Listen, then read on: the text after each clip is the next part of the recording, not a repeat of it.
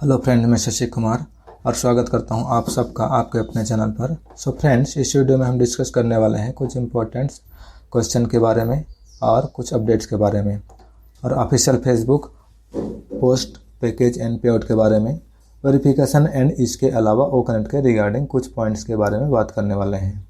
तो सबसे पहले अगर हम ऑफिशियल फेसबुक पोस्ट की बात करें तो आप सभी को पता है कि अनपेसिव के ऑफिशियल सोशल मीडिया पेज पर डेली 2-3 पोस्ट आते रहते हैं।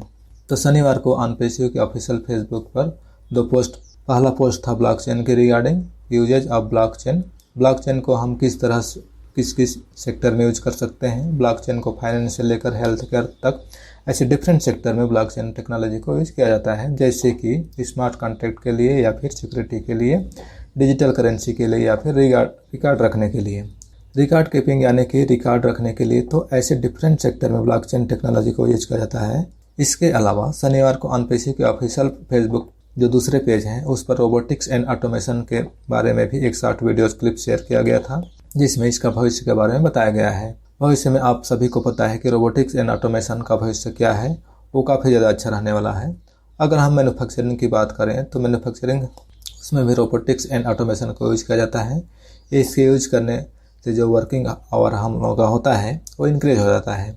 अगर एक आम इंसान की बात करें तो एक इंसान 8 घंटे या 10 घंटे या फिर 12 घंटे काम कर सकता है, लेकिन अगर हम रोबोटिक्स या फिर ऑटोमेशन के बारे में बात करें तो मैन्युफैक्चरिंग के अलावा भी डिफरेंट सेक्टर में रोबोटिक्स एंड ऑटोमेशन को यूज किया जाता है। इसके अलावा अगर हम कुछ इंपॉर्टेंट क्वेश्चन की बात करें तो पैकेज एंड पे आउट के रिगार्डिंग कुछ फाउंडिंग मेंबर का क्वेश्चन रहता है कि सबसे पहले पैकेज आएगा, यानी कि ओकनेट का जो नया पैकेज आने वाला है, तो सबसे पहले नया पैकेज आएगा या फिर सबसे पहले पेंडिंग पे आउट को क्लियर किया जाएगा।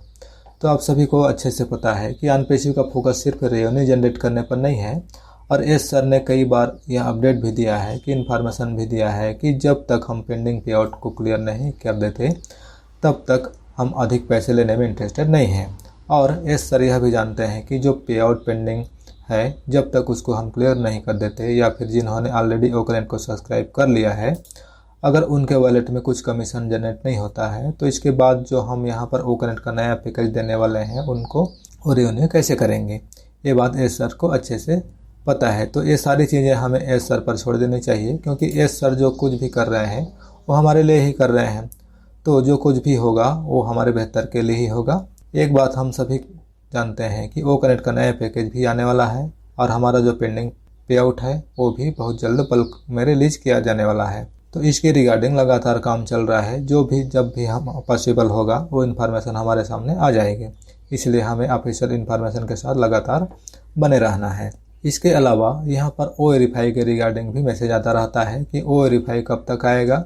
तो ओ वेरीफाई आप सभी जानते हैं कि कमिंग सून में है, और जहाँ तक लगता है ओ वेरीफाई किसी भी चीज़ का वेट नहीं कर रहा है।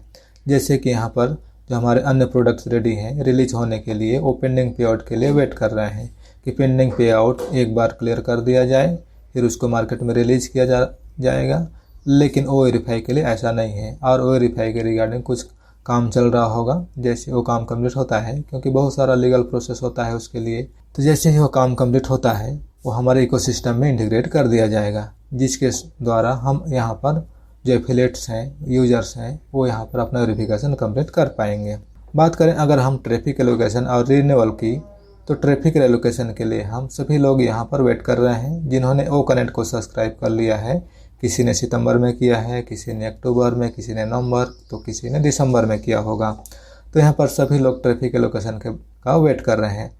अनपेसिव के द्वारा जो मार्केटिंग पूल से ट्रैफिक एलोकेट किया जाने वाला है हमारे ऑर्गेनाइजेशन में, वो कब तक पॉसिबल है, तो इसके बारे में एस सर को अच्छे से पता है कि कब करना है, कैसे करना है, या क्या उसके बारे में क्या स्ट्रेटेजी है, उनके पास पूरा ब्लूप्रिंट है। इसके अलावा अगर हम कॉन्फ्रेंस एंड वेबिनार की बात करें तो कॉन्फ्रेंस के रिगार्डिंग बात करें तो दोस्तों, अगर आप इवेंट क्रिएट करते समय कॉन्फ्रेंस सेलेक्ट करते हैं, तो अगर कोई भी पर्सन कॉन्फ्रेंस को ज्वाइन करता है तो इवेंट आईडी के द्वारा कॉन्फ्रेंस लिंक जब क्रिएट करेगा तो वहाँ पे इवेंट आईडी प्राप्त होता है। अगर इवेंट आईडी के द्वारा जो भी पर्सन यहाँ पर कॉन्फ्रेंस को ज्वाइन करता है तो वह एज ए स्पीकर ही ज्वाइन करता है, क्योंकि आप जानते हैं अगर आप कॉन्फ्रेंस लिंक क्रिएट करते हैं तो ज्वाइन करने वाला पर्सन एज ए स्पीकर ही ज्वाइन करता है, और कॉन्फ्रेंस रूम की जो कैपेसिटी होती है वह 100 पार्टिसिपेट की होती है।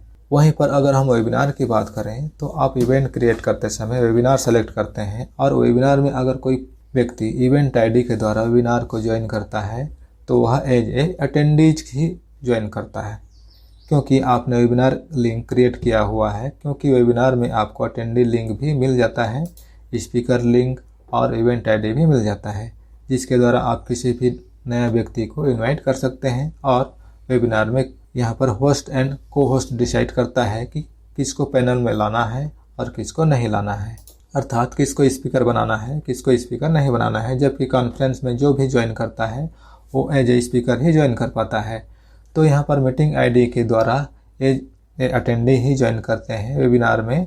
और यहाँ पर जो अटेंडी होता है, जो भी एक एज ए अटेंडी वेबिनार को अटेंड करता है, तो उसके पास एक ऑप्शन होता है कि वह स्पीकर बनने के लिए होस्ट को रिक्वेस्ट भेज सकता है।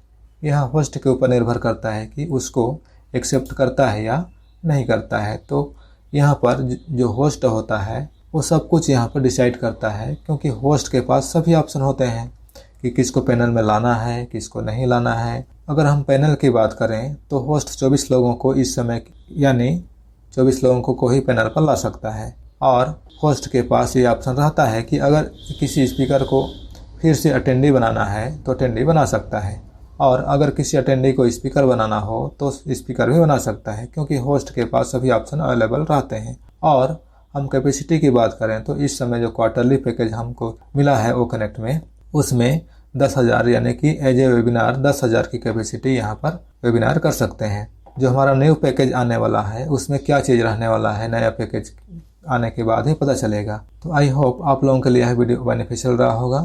तो वीडियो को लाइक और शेयर जरूर करें, और बाकी के अपडेट्स और इन्फॉर्मेशन के लिए आप इस चैनल को सब्सक्राइब कर लें, बेल आइकन को हिट कर लें।